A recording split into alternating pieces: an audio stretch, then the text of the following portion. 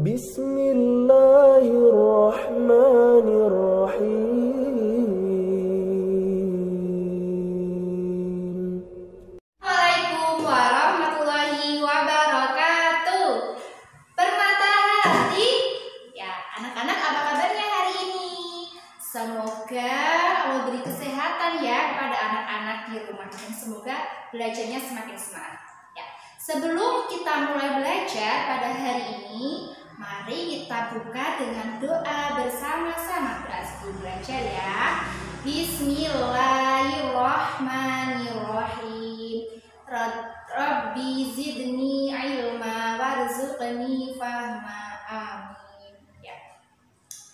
Hari ini sebelum kita mulai belajar, Ustazah akan memutar sebuah video. Video apakah itu? Mari kita saksikan. Melodinya bagai alunan dari surga.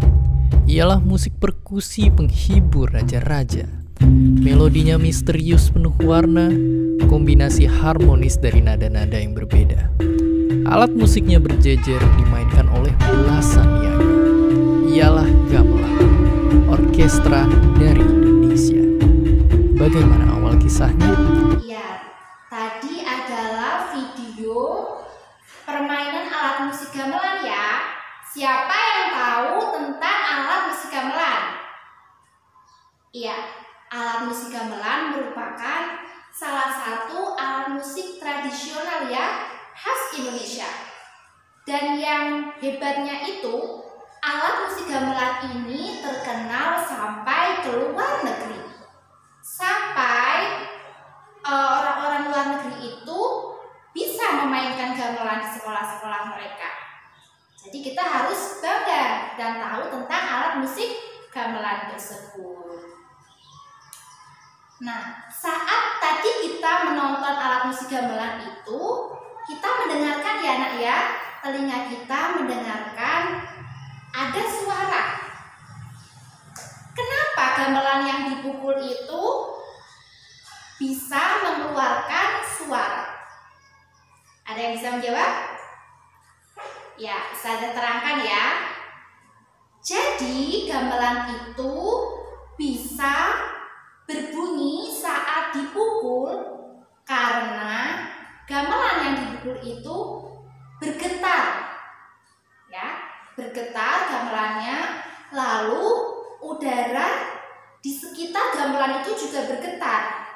Nah, getaran itulah yang menghasilkan bunyi seperti itu. Ya, jadi itu sebabnya kenapa gamelan suaranya bisa terdengar seperti itu. Nah, lalu kenapa suara dari gamelan itu, gamelan yang berbunyi tadi ya, kenapa bisa sampai di telinga kita? Pasti ada sebabnya kan? Ada yang penasaran? Ya, mari kita saksikan sebuah video tentang proses terjadinya bunyi di telinga kita. Mari kita saksikan bersama. Pertama, suara ditangkap daun telinga dan diarahkan melalui saluran telinga. Kedua, getaran suara ditangkap gendang telinga lalu diteruskan ke telinga tengah.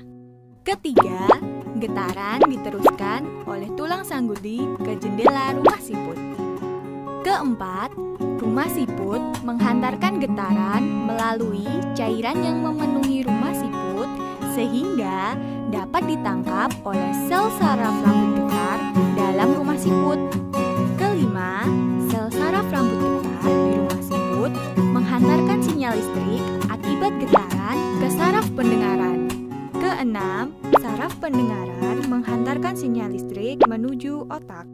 Ketujuh, otak menerjemahkan sinyal listrik sebagai sensasi bunyi. Ya, jadi telinga merupakan salah satu nikmat yang Allah berikan kepada kita.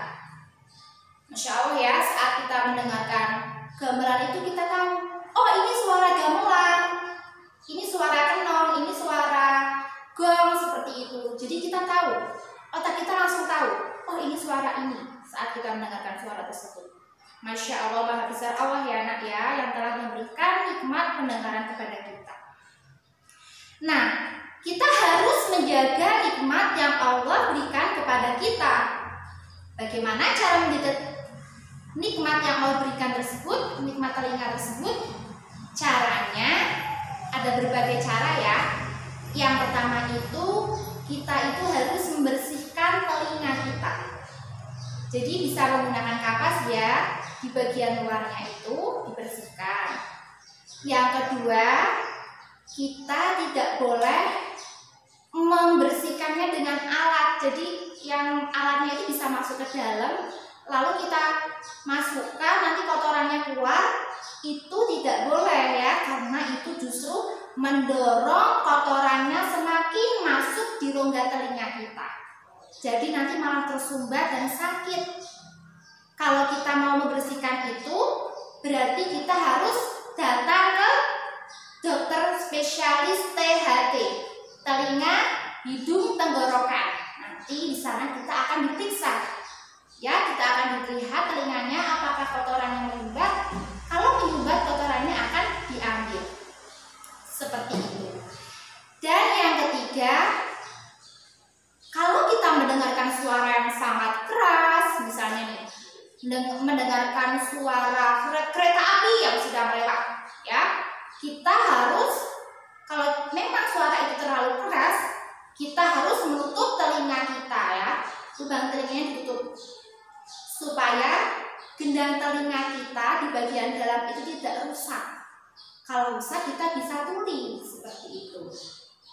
Lalu cara yang keempat untuk merawat kesehatan telinga kita adalah dengan tidak memasukkan benda-benda kecil ke dalam lubang telinga kita, karena itu berbahaya ya.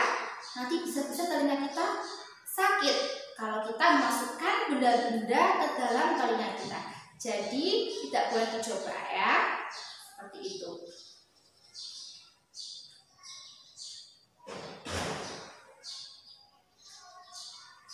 Ya, anak-anak, kita pasti setiap hari 5 kali dalam sehari kita mendengarkan suara azan ya. Azan bahkan suara iqamah itu dapat kita dengarkan dari menara-menara masjid. Ya, dari menara-menara di musola kita mendengarkan satu hari 5 kali. Dan suara itu terus diperdengarkan di bumi, berputar. Seiring berputarnya bumi, suara azan itu juga kita dengarkan.